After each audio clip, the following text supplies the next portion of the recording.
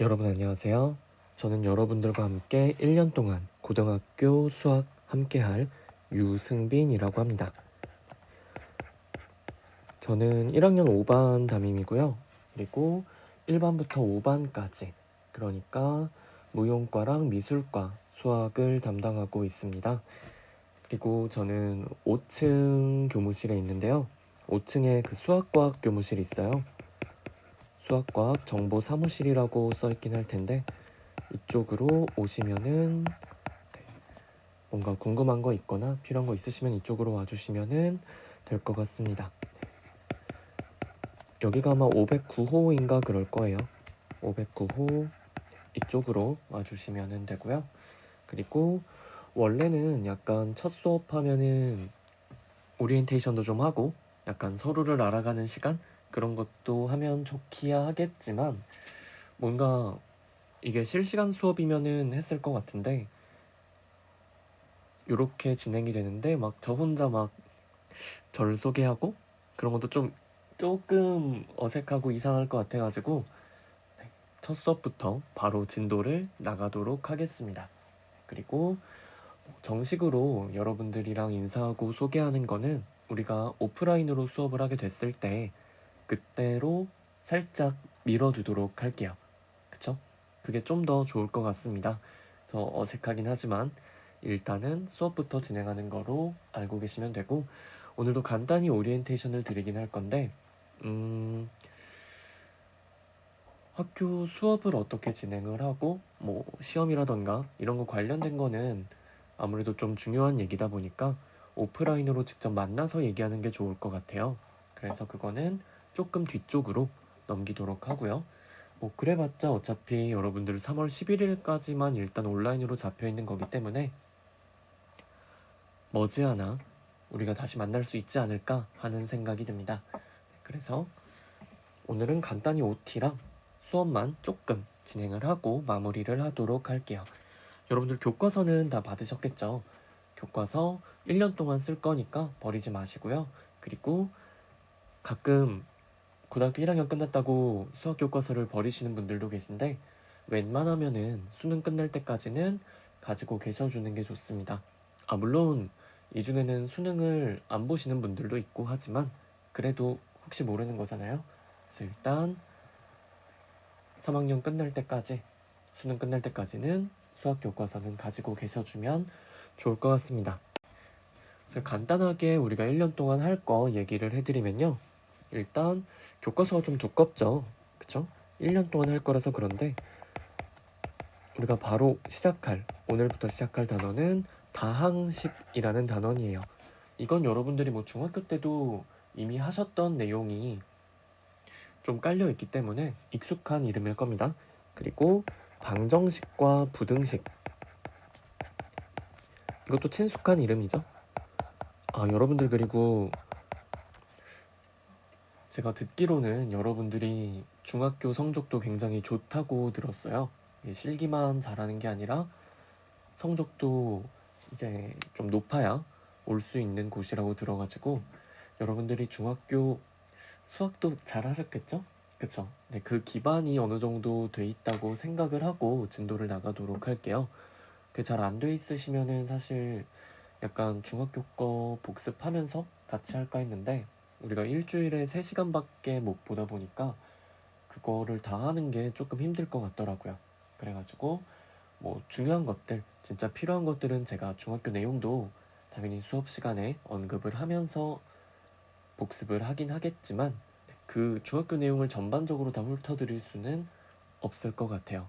그건 혹시 여러분들 따로 뭐 EBS라던가 그런 데 가시면요. 중학 수학 복습하는 그런 강의들이 되게 짧게 짧게 있어요. 그래서 그런 것들로 복습을 해주셔도 괜찮고 혹시 교과서 있으신 분들은 교과서 한번 훑어보는 정도 그 정도면은 좋을 것 같습니다. 그리고 방정식과 부등식 한 다음에는 이제 도형의 방정식이라는 거를 해요. 도형의 방정식. 아마 여기까지가 우리가 1학기 진도가 되지 않을까 하는 생각이 듭니다. 왜냐면은 딱 1, 2, 3단원까지니까 아마 그래서 여기까지가 1학기라고 한번 예상을 해보고요. 그리고 이제 나머지 3개 단원은요. 집합과 명제. 여기서부터는 조금 어색한 이름이 나오기 시작해요. 집합이 뭐지? 명제가 뭐지? 중학교 때는 들어보지 못했던 그런 용어죠. 그리고 함수. 그래도 얘는 조금 친숙하네요. 그리고 마지막으로는 경우의 수. 이렇게 해서 우리가 총 6개의 대단원으로 고등학교 1학년 수학이 구성이 되어 있습니다. 그래서 여러분들이 이미 중학교 때 배웠던 거 그거를 기반으로 일단 나간다고 생각을 하시면 되고요. 그리고 또 이 내용들이 결국에는 여러분들 고등학교 2학년 때 하실 수학 1, 수학 2와도 굉장히 관련이 있습니다. 관련이 있다기보다는 이걸 할 줄 알아야지 수학 1, 수학 2를 하는데 무리가 없으세요. 그래서 수학이라는 단원 자체가 병렬적으로 단원이 구성된 게 아니죠. 그러니까 굉장히 약간 위계 질서 있는 그런 과목이라고 생각을 하시면 돼요. 예를 들어서 뭐 국어 같은 경우는 내가 시를 좀 약하다. 현대시가 좀 약해요. 그렇다고 해서 내가 비문학 아니면은 뭐 고전문학 이런 것까지 영향을 받고 그러진 잘 않죠. 그쵸? 그렇겠죠? 제가 또 국어 선생님이 아닌데 이런 국어 비유를 들긴 좀 그렇긴 한데 그래서 내가 현대시는 못할 수 있지만 고전문학은 잘할 수 있고 그런 거잖아요. 근데 수학 같은 경우는 안타깝게도 앞에서 배웠던 내용을 모두 다 알고 있다라는 걸 전제로 다음 내용이 나옵니다. 그래서 굉장히 순서라던가 그런 위계가 중요한 과목이에요. 그래서 여러분들이 만약에 중학교 때 단항식, 다항식 뭐 이쪽 공부를 덜 하셨으면은 오늘 할 1단원이 조금 어려울 수 있고요. 그리고 여기 2단원이 방정식과 부등식이라고 돼 있었는데 여기서 기본적인 1차 방정식, 2차 방정식 같은 경우는 이미 여러분들이 중학교 때 하셨어요. 1차 방정식 같은 경우, 1차 부등식 같은 경우는 중학교 때 끝냈죠. 그래서 이런 간단한 것들은 우리가 고등학교 1학년 때는 하지 않습니다. 우린 뭘 할 거냐? 2차 이상을 다룰 거예요. 2차 이상이라거나 아니면은 1차 부등식을 막 여러 개를 한 번 해준다. 연립 1차 부등식이라고 하거든요.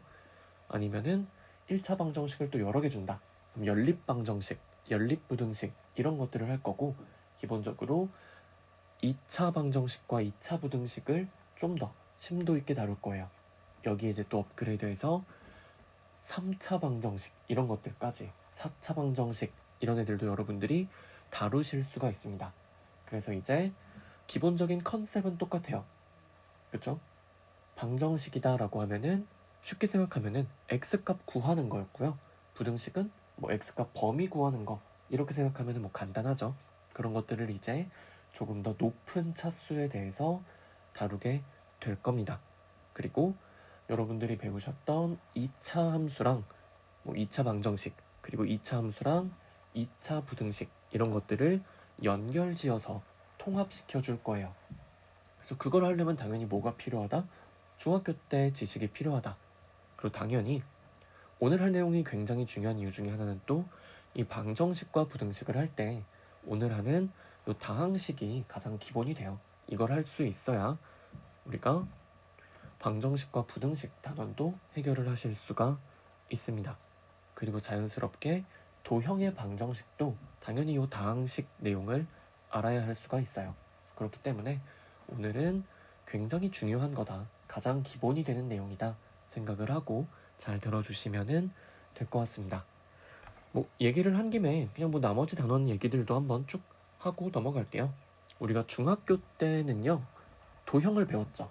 도형을 배웠는데 도형을 그냥 하얀색 종이 위에다가 아무것도 그려져 있지 않은 하얀색 종이 위에다가 뭐 직선 그리고 원 그리고 이러면서 다루셨을 거예요. 삼각형도 그려보고요.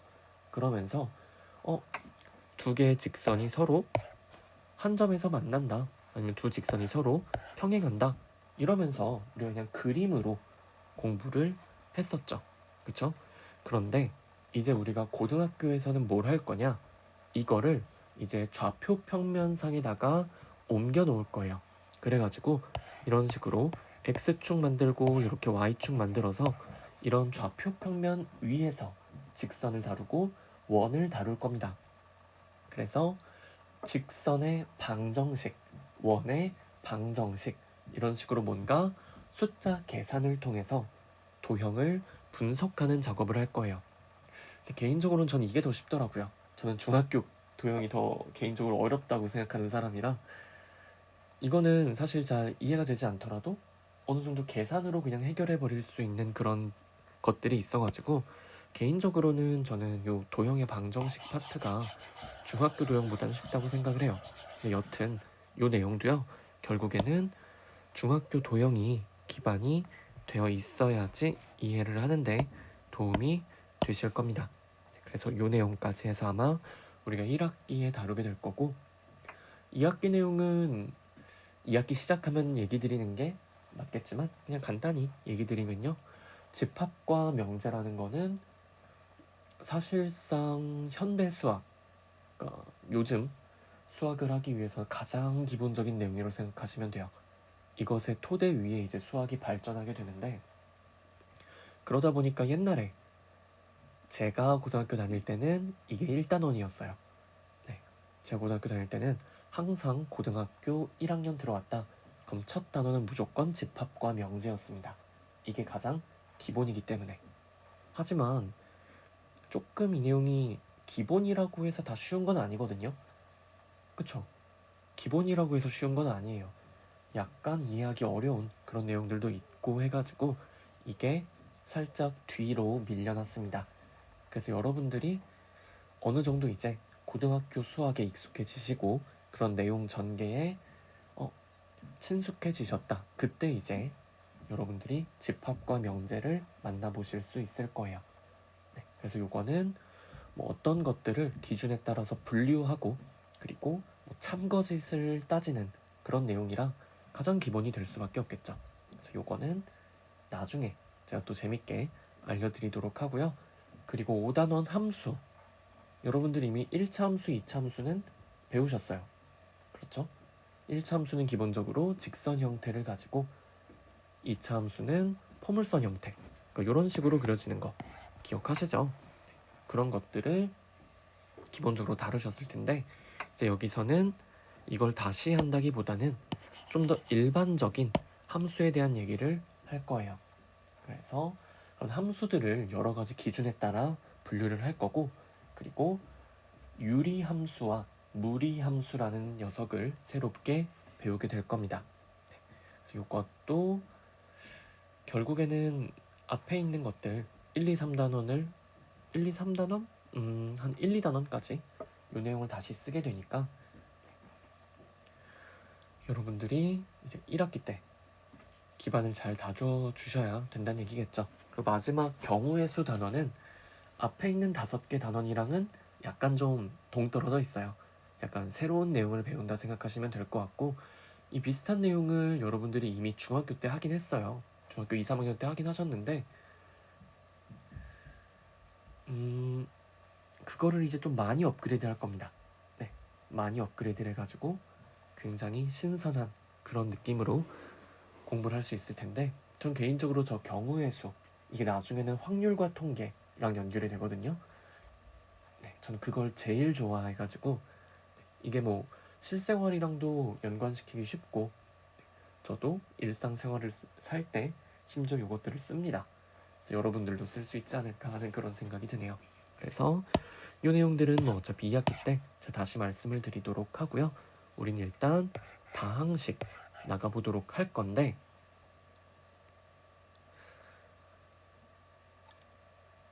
지금 말하면서 한번 생각을 해보니까 그래도 수능 얘기를 한 번 정도는 해야 될 것 같아요. 그쵸? 거의 그냥 수시 100%로 가시는 분들도 꽤 많다고 듣긴 했지만, 미술과 쪽 이쪽에서는 이제 수학을 마냥 무시할 수 없게 돼버렸기 때문에 여러분 입시가 이렇게 그냥 계속 진짜 변합니다. 그래서 미술, 특히 미술과 분들은 마냥 수학을 버리기가 조금 이제 부담스러워지실 수도 있어요. 특히나 좀 더 높은 대학을 목표로 하시는 분들은 더욱더 그렇고요. 그래가지고 수능 얘기도, 그리고 우리가 또 고등학생이니까 고등학생인데 수능 얘기를 안 하고 갈 수는 없잖아요. 간단하게, 진짜 간단하게만 수능 얘기까지 하고 넘어가도록 합시다.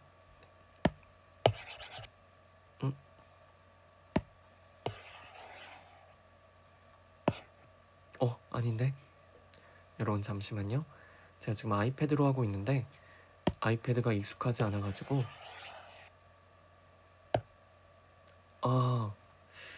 뭔가 다 날려버린 것 같지만 오히려 약간 빈칸이 넓어져서 좋네요.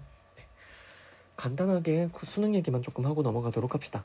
우리가 지금 하는 고등학교 1학년 수학 있죠? 이 고등학교 1학년 수학은요, 수능에 직접적으로 출제되는 내용은 아니에요. 직접 출제는 아닙니다. 하지만 직접 출제가 아니라고 해서 안 쓰는 게 아니라 간접적으로 출제가 돼요. 그래서 이거를 좀 나눠볼게요. 고1 때 하는 거는 우리가 그냥 수학이죠. 수학. 그리고 고등학교 2학년 때 여러분들은 1학기에는 수학 1을 하고요. 2학기 때는 수학 2를 하십니다. 이런 식으로 분류가 되겠죠. 그리고 고등학교 3학년 때는 기본적으로 없다고 보시면 돼요. 네, 없다고 보시면 되는데 그 미술과 같은 경우는 고3에도 한 타임 정도 있는 걸로 기억을 하긴 하거든요. 근데 그 이전 작년까지는 제가 없는 걸로 알고 있어요. 그래가지고 뭐 그때도 물론 뭐 기하나 미적분이나 확통을 하는 게 아니라 수학 1, 2를 아마 다시 하게 될 텐데 그거는 이제 조금 나중으로 미뤄두도록 하고요. 보통은 다른 일반 고등학교에서는 고등학교 2학년이랑 고등학교 3학년 때에서 기하, 미적분, 확률과 통계 이것들을 배우게 돼요. 그래서 우리가 수능에서 어떤 식으로 나오냐? 고등학교 1학년 거는 간접 출제입니다. 고등학교 1학년 거라고 쓰긴 했지만 정확히는 고등학교 1학년 포함해서 그 이전이에요. 그러니까 수능에서는 당장 고등학교 수학원, 수학2, 기하, 미적, 확통에서만 내는 게 아니라 그 이전 것도 내요. 하지만 그걸 직접적으로 물어보진 않습니다. 다만 어쨌든 요거를 하기 위해서는 수학 1부터 저기 끝에 있는 확률과 통계까지 이걸 하기 위해서는 고1 수학까지 내용이 필요해요. 그걸 써서 할 수밖에 없어요. 그러다 보니까 고등학교 1학년 수학의 내용을 직접적으로 물어보진 않지만 어쨌든 이걸 하려면은 1학년 수학을 알고 있을 수밖에 없어요. 그리고 도형 같은 경우도요. 도형의 성질 같은 거를 고등학교 때 따로 배우진 않거든요. 추가적으로. 그쵸? 하지만 그 내용이 문제 풀 때 필요하게 나옵니다. 그렇기 때문에 여러분들이 고등학교 1학년 수학 굉장히 잘 해주셔야 돼요. 그래야지 그 이후의 내용을 이해하는 데도 도움이 되고 당장 문제 풀 때도 이 내용을 쓰게 될 겁니다. 이게 가장 기본이에요.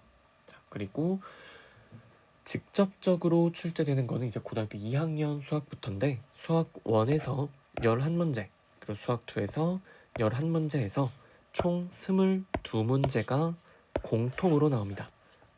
공통 22문제. 이거는 선택이 아니라 그냥 수능 수학을 치는 사람이라면은 무조건 요거는 다 본다 생각하시면 돼요. 그리고 이제 선택권이 어디서 생기느냐? 여기서 생깁니다. 선택. 기하, 미적분, 확률과 통계 이것 중에 한 과목을 선택을 해서 여러분들이 시험을 보시게 돼요. 그래서 공통 20이랑 선택 8과목 합해서 8문제 합해서 총 30문항을 보게 되는 거죠. 네, 그래가지고 선택 과목은 8개 이렇게 본다 생각을 하시면 돼요. 그래서 우리가 학교에서는 사실 이 선택 과목을 다루지 않아요. 네, 여러분들 실기도 하셔야 되고 다른 거 할 게 훨씬 많기 때문에 선택 과목을 가르쳐 드리지는 않습니다만 보통은 확률과 통계를 선택하긴 하죠. 자, 그래가지고 우리 학교의 기본적인 수업은요, 이런 식으로 고등학교 1학년부터 고등학교 2학년 수학 요 공통에 초점이 맞춰져 있다, 이렇게 생각을 하시면 될 것 같습니다. 그쵸? 그리고 요거는 살짝 여담이긴 한데, 이게 작년, 그러니까 작년 수능이죠. 그쵸?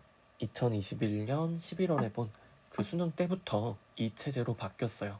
그 이전에는 이런 식으로 출제가 되지 않았었는데, 이제 이게 바뀐 버전이고, 당시 많은 사람들이 예상했던 것처럼 어떻게 나왔냐면은 이 공통 부분이 좀 더 어렵게 나왔거든요. 그러니까 이 공통 부분에서 좀 더 이제 난이도가 높았고, 원래 대대로 이 기하 미적 확통 중에서는 미적분이 약간 제일 어려운 그런 느낌이었어요. 뭐 공부를 할 때도 공부 양도 많고요, 문제도 난이도도 높고, 문제 풀 때 시간도 많이 걸려요. 그러다 보니까 이제 미적분이 약간 좀 어렵고, 문제 푸는데 시간 많이 들고 하니까 이 8문제가 나오는데 기하 미적분 확률 통계를 다 어렵게 내버리면은 상대적으로 미적분 선택한 친구들이 불이익을 얻겠죠. 그러다 보니까 이 선택 과목은 여기서는 그렇게까지 막 어려운 킬러 문제는 안 나오고 그런 방식으로 출제가 될 거다라고 많은 사람들이 예상을 했어요.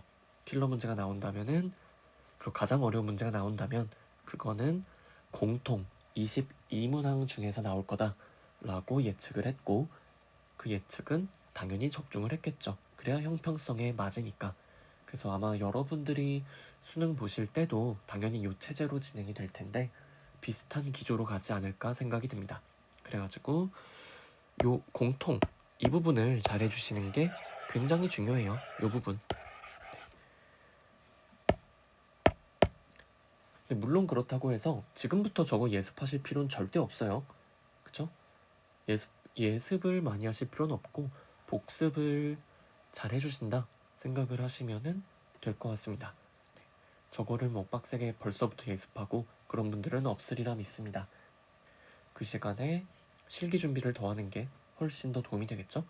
그래서 물론 그렇다고 해서 여러분들 이거 틀어놓고 뭐 딴 거 하고 있고, 맞아요, 그걸 막을 수는 없지만 그래도 수학을 뭐 너무 빨리 포기하진 마시고 함께 재밌게 진행을 해나갔으면 좋겠습니다. 자, 그래서 이런 식으로 열심히 떠들다 보니까 벌써 20분이 지나갔네요. 이 부분은 좀 한 1.5배속이나 2배속으로 틀어놔도 된다고 말씀을 미리 드리고 시작할 거를 그랬네요. 자, 그러면은 일단 가볍게 스타트는 이렇게 하고요. 오늘은 조금만 진도를 나가보도록 할게요. 교과서 앞에 있는 이런 것들은 간단히 읽어주시면 됩니다. 나는 x제곱년의 x살이었다. 밑에 설명 나와 있으니까 궁금하신 분들은 한번 읽어보시면 좋을 것 같고요. 첫 단어는 간단하게 다항식의 덧셈과 뺄셈으로 시작을 합니다. 그래서 간단히 우리가 다항식이 뭔지만 일단 정리를 해고 갈게요. 자, 여러분들 다항식이라고 하시면은 예를 들면 이런 거죠. 2x 더하기 y 마이너스 3z, 이런 다항식이 있다고 해볼게요. 그쵸? 이 다항식의 다가 무슨 다냐? 만을 다잖아요. 그쵸? 그래서 항이 많은 식이다 생각을 하시면 되는데, 여기 항이 총 몇 개가 있나요? 그쵸? 여러분들 대답해 주셨죠? 그쵸? 항이 총 3개가 있죠. 어떤 항이 있냐? 라고 하면은, 그쵸? 확인해 볼까요? 항이 어떤 게 있다? EX, 이것도 하나의 항이고요. Y도 하나의 항이죠. 그 다음에 뭐다? 그쵸? 3Z가 아니라 마이너스 3Z가 하나의 항이에요. 그래서 우리가 다항식이라고 하면은 기본적으로는 덧셈에 의해서 연결되어 있는 식이라고 생각을 하시면 돼요. 항들이 덧셈에 의해서 연결이 돼 있다. 그래서 요거 같은 경우는요, 제가 여기 마이너스 3z라고 쓰긴 했지만 요거 EX 더하기 Y 더하기 마이너스 3z 이렇게 보시면 되겠죠. 그쵸? 우리가 마이너스 3z는 플러스 마이너스 3z로 볼 수가 있잖아요. 그래가지고 요거는 어떤 항이 있다? EX라는 항과 Y라는 항과 마이너스 3z라는 항들이 있다. 이것들이 각각 항이다 라는 게 되겠죠. 그래서 이런 식으로 덧셈으로 연결이 돼 있는 그 각각의 구성 요소들을 우리는 항이라고 하고, 그쵸? 이 항들에 의해서 만들어진 요식, 요거 다항식이라고 하면 되겠죠. 그쵸? 자, 그러면은 제가 덧셈에 의해서 연결이 돼 있어야 된다 라고 했기 때문에 이런 경우도 한번 살펴볼게요. 예를 들어서 EX 곱하기 Y 곱하기 마이너스 3Z 이 식이 있다고 할게요. 그랬을 때 여러분들 요거 보고서 아 선생님 이거는 항이 3개인 다항식입니다 라고 하시면은 안 된다는 거예요. 네, 왜 그러냐? 이거 지금 덧셈으로 연결된 게 아니죠. 그냥 곱셈으로 연결이 돼 있어요. 그러다 보니까 요거 다시 쓰면 뭐가 돼요? 그냥 마이너스 6x y z가 되잖아요. 그쵸? 요거는 항이 3개인가요? 항이 3개가 아니죠. 그냥 항이 하나짜리죠. 그쵸? 항이 하나입니다. 그럼 요거는 항이 1개니까 단항식이다 라고 얘기해 주실 수가 있겠죠. 단항식. 여러분들 단수 복수할 때 하나가 단수잖아요. 그쵸? 그 단자를 써서 단항식이다 라고 불러줍니다. 그쵸? 그래가지고 이렇게 곱셈으로 연결이 돼 있을 때는 각각이 이제 뭐다? 인수라고 보통은 불러줘요. 이런 애들은 EX, Y, 마이너스 3Z 이런 애들은 우리가 인수라고 불러줍니다. 인수. 그쵸? 나중에 인수분해할 때 다시 말씀을 드리긴 할 건데 곱셈으로 연결이 되어 있으면은 각각의 구성 요소는 인수예요. 물론 이렇게 얘기하시는 분들도 있겠죠. 아 선생님 요거는 EXY 곱하기 마이너스 3Z로 볼 수 있습니다. EXY 곱하기 마이너스 3Z니까 EXY도 인수 아닌가요? 라고 하면은 맞습니다. 그쵸? EXY도 인수예요. 아니면은 뭐 EX 곱하기 마이너스 3YZ로 봐서 마이너스 3YZ도 인수인데요? 네, 그 말도 맞습니다. 그쵸? 그래서 어떤 식으로 이렇게 묵냐에 따라서 그런 것들이 조금 달라질 수는 있긴 해요. 근데 요거는 우리가 지금 할 건 아니고 나중에 인수분해 가서 좀 더 깊이 다뤄보도록 할 거니까 이 얘기는 살짝 스킵을 하고요. 그리고 우리가 중학교 때는 항이 1개면 단항식, 항이 2개 이상이면은 다항식이라고 했는데 고등학교에는 그걸 구분을 잘 안 해요. 구분을 안 하고 그냥 단항식도 다항식에 포함을 시켜버립니다. 뭐라고요? 단항식도 다항식에 포함이 되는 개념입니다. 그래서 고등학교에서는 따로 단항식이라는 용어를 안 쓴다고 생각하시면 돼요. 항이 하나여도 그냥 다항식이라고 치고 갑니다. 괜찮겠죠? 굳이 그거를 나눌 이유가 없기 때문에 우리가 그냥 다항식이다.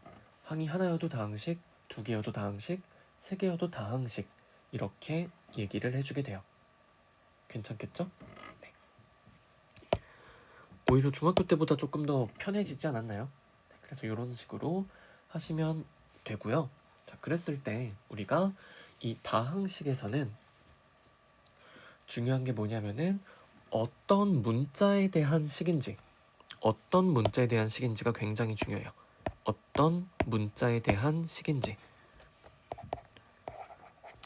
그리고 하나 더. 또 뭐가 중요하냐? 어떤 문자에 대한 식인지랑 그리고 차수가 굉장히 중요합니다. 차수. 어떤 문자에 대해서 그 문자를 몇 번 곱했냐 라고 생각하시면 되는데요. 우리가 뭐 예를 들어서 이걸 보도록 할게요. 다항식을 이렇게 봅시다. x제곱 더하기 2x 플러스 3이라는 다항식이 있다고 할게요. 그랬을 때 이거를 제가 x에 대한 다항식이라고 할 건데, 보시면은 x제곱 더하기 2x 더하기 3이기 때문에 이 세 개의 항 중에서 차수가 가장 높은 건 뭐다? 그쵸? 가장 차수가 높은 거는 요 x제곱이잖아요. 그쵸? 그래서 우리가 요거를 최고차 항이다 라고 얘기를 해요. 최고차 항, 가장 차수가 높은 항이다.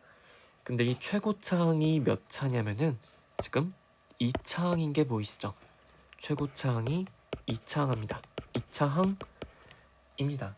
네, 그러면은 이 다항식을 우리는 x에 대한 2차식이다 라고 불러줘요. 어떤 문자에 대한 x, 그리고 차수는 뭐다? 2차다. x에 대한 2차식이라고 얘기를 해줍니다.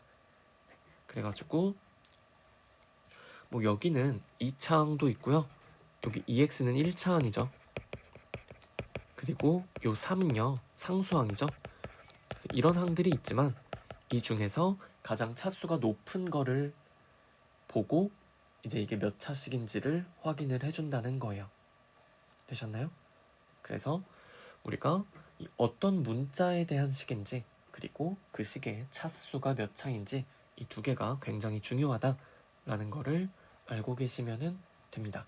그래서 어떤 문자를 기준으로 잡냐에 따라 같은 식이 차수가 달라질 수 있다는 얘기예요. 그 내용을 이제 왼쪽에서 하도록 하겠습니다. 이 내용은 좀 지워도 괜찮겠죠?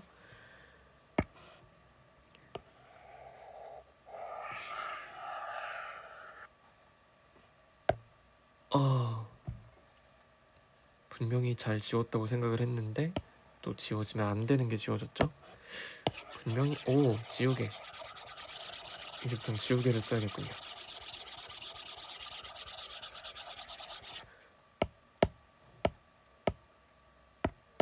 자, 그래서 제가 아까 중요하다고 한 게 뭐였냐면요, 이제 어떤 문자에 대한 식인지,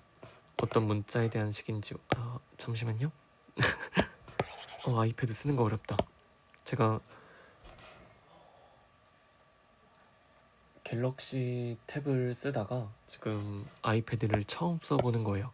좀 굉장히 헷갈리네요. 수업도 사실은 원래 약간 삼각대 세워놓고 그 녹화를 했었거든요. 촬영을 직접 하면서 했었는데 어쩌다 보니 이렇게 아이패드로 하게 되었습니다.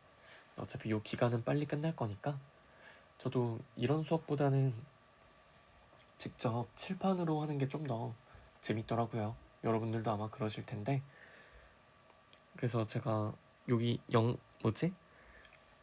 이 밑에다가 제가 이제 필기하는 모습이라도 촬영을 해서 넣을까 생각을 했는데, 네, 그것도 조금 부끄럽고 그래가지고 일단 그냥 이렇게 화면만 나오는데 양해를 좀 부탁드릴게요. 그래서 제가 아까 중요하다고 말씀드린 거, 어떤 문자에 대해서 우리가 보고 있는지, 그리고 차수, 이게 굉장히 중요해요. 다항식에서는 굉장히 세심하게 봐줘야 되는 내용입니다. 그래가지고 이런 식을 한번 보도록 할게요. 예를 들어서 x제곱 더하기 x, y, 좀 쉬운 걸로 갈까요? 쉬운 걸로 가자.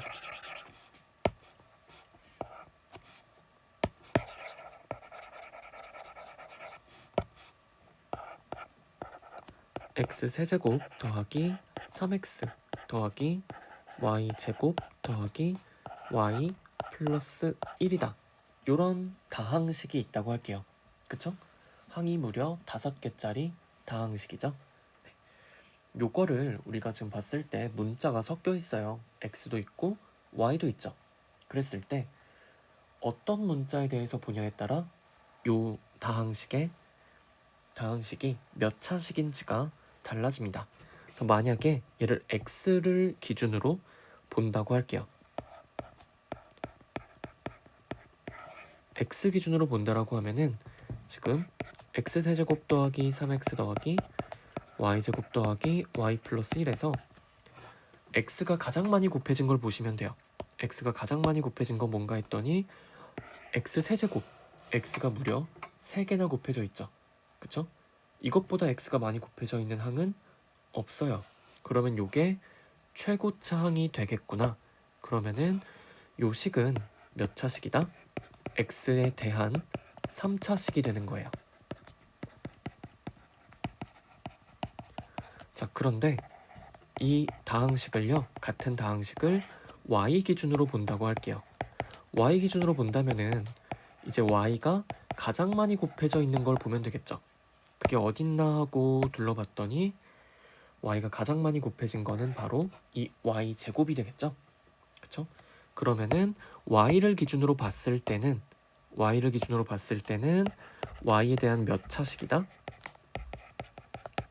그렇죠. y에 대한 2차식이다 라고 해주시면 돼요. 그쵸? 그래서 어떤 문자를 기준으로 보냐에 따라서 같은 식이라고 할지라도 몇 차식인지가 달라질 수가 있어요. 자, 그런데 우리가 지금 살펴볼 때 x 기준으로 볼 때도 그렇고 y 기준으로 볼 때도 가장 차수가 높은 항이 어디 있는지 열심히 찾아봤잖아요. 찾아보고서 이 5개 중에는 얘가 차수가 제일 높다 라고 했는데, 그거를 만약에 항이 좀 더 많아지고 식이 길어지면은 그런 식으로 찾는 게 조금 힘들 수가 있어요. 그러다 보니까 우리는 식을 정리를 해서 씁니다. 어떻게 정리를 해서 쓰냐면은 보통은 차수가 가장 높은 거를 맨 앞에 써주고 차수가 점점 낮아지는 순서대로 점점 오른쪽에다가 식을 정리를 하게 돼요. 그래서 요 두 번째로 제가 y에 대한 2차식이라고 쓴 거 있죠. 그쵸? 요거는요, 최고차 항인 y제곱이 그냥 중간에 있잖아요. 근데 요런 식으로 쓰는 게 아니라 이걸 어떻게 바꿔 쓰냐? 최고차 항을 앞에 놓는 거예요. 그리고 그 다음에는 y가 하나 들어있는 거 찾으면 되는데 바로 옆에 있죠? 그 다음에는 뭐다? y가 안 들어가 있는 거를 순서대로 이런 식으로 써주시면 됩니다. 자, 그러면은 딱 식을 봤을 때 이건 y에 대한 2차식이구나. 이런 식으로 최고차항을 제일 앞으로 놓고 점점 차수가 낮아지는 방향으로 써주면 되더라. 우리는 이러한 방법을 내림 차순이다 라고 얘기를 합니다.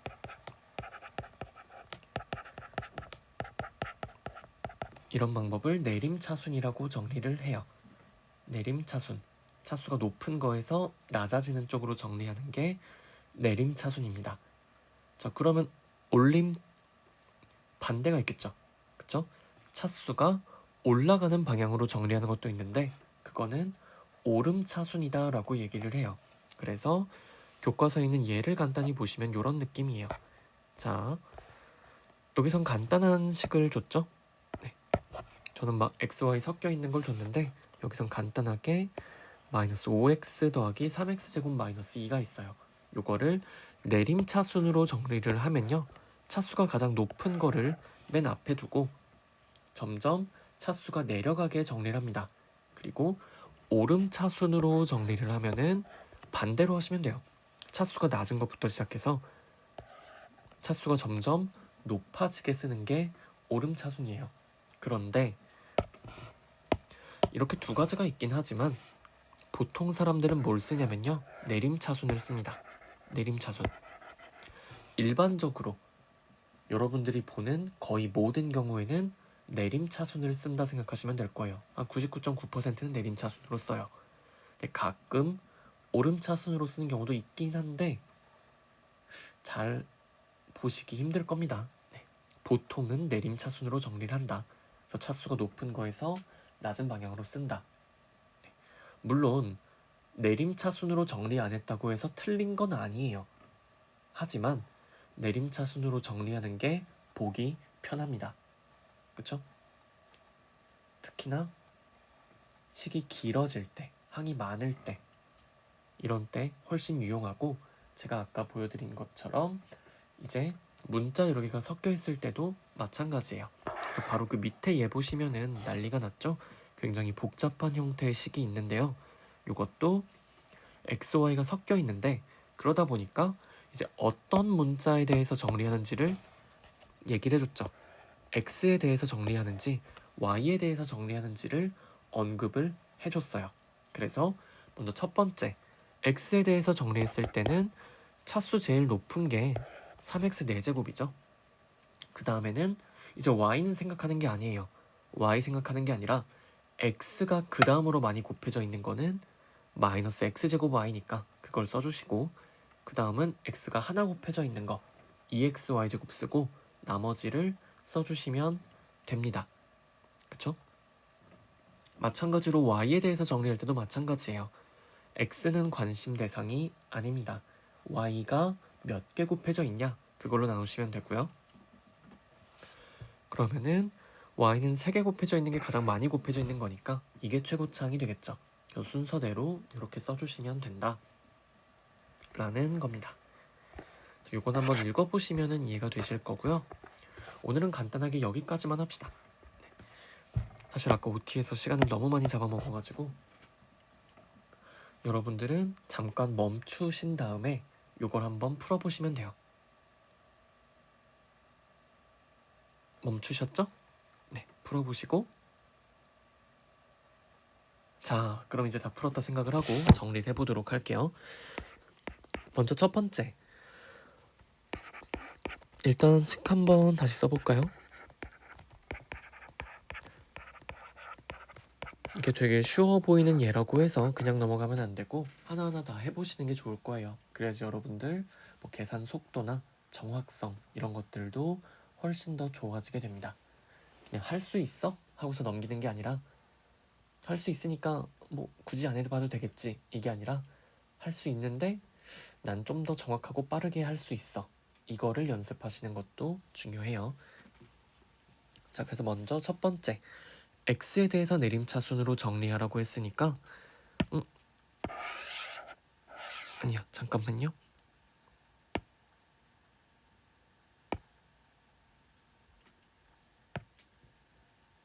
이게 복사가 있었던 것 같은데. 오, 좋아.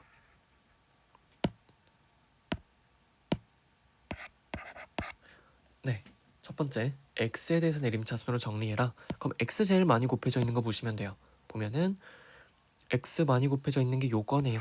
2x 세제곱이죠. 그쵸? 그 다음에는 x 제곱 x, 그리고 나머지는 뒤에다가 쭉 써주시면 되겠죠. 그래서 요거 어떻게 정리할 수 있냐?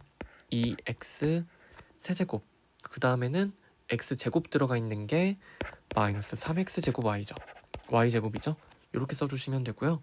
그리고 그 다음에 x 들어있는 거 xy 세제곱, 그리고 나머지는 그냥 써주시면 되겠죠. 그런데 우리가 보통 x에 대해서 정리를 한다라고 했을 때 어떤 식으로도 할 수 있냐면요.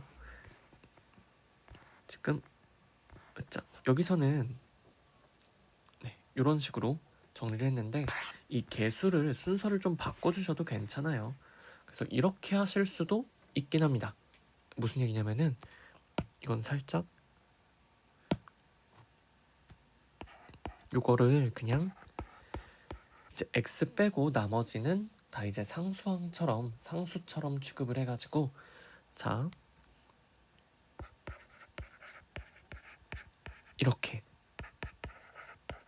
요렇게 쓸 수도 있습니다. 위에 거랑 차이 보이시죠? 그쵸? 사실 뭐 곱하는 순서를 조금 바꿔놓은 것 뿐이긴 한데 이런 식으로 쓰셔도 괜찮아요. 그래서 본인 편한 대로 하시면 되는데 저 같은 경우는 그냥 이런 식으로 하는 게 편하더라고요. 굳이 이거 위치 바꿀 필요도 없어 보이고, 근데 경우에 따라서는 아래 있는 것처럼 이제 곱해져 있는 애들을 통째로 다른 문자가 들어간 것들도 그냥 다 개수 취급을 해서 이렇게 쓰시는 게 편한 경우들도 있습니다. 저는 그냥 보통 그냥 이렇게 쓰는 걸 선호하기도 하고요. 물론 밑에 방법처럼 쓰기도 해요. 네. 그러면은 그 다음 y에 대해서 내림차순으로 정리하라고 했는데 요거는 이제 y 가장 많이 곱해져 있는 게 뭔지 보면 되겠죠. 보시면은 xy 세제곱 y 3개 들어있고요. y 2개, 여기는 y가 하나, 그리고 나머지는 y가 안 들어있죠. 그러면은 y 들어있는 녀석 중에 가장 차수가 높은 게 xy 세제곱이죠. y가 3개나 있어요. 그 다음에는 y가 2개 곱해져 있는 거 쓰시면 되고, 그 다음에는 y가 하나 곱해져 있는 거, 그리고 나머지는 그냥 이렇게 두시면은 된다라는 거예요. 자, 그러면은 요거 보셨을 때요. 지금 y 세제곱의 개수가 뭐냐?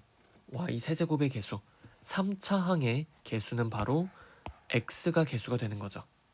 그쵸? 그럼 y 제곱의 개수는 마이너스 3x 제곱이죠. 그쵸? 그러면은 1차 항 y의 개수는 마이너스 6이 되는 거예요. 그래서 개수 자리에 숫자만 와야 되는 거는 아니죠.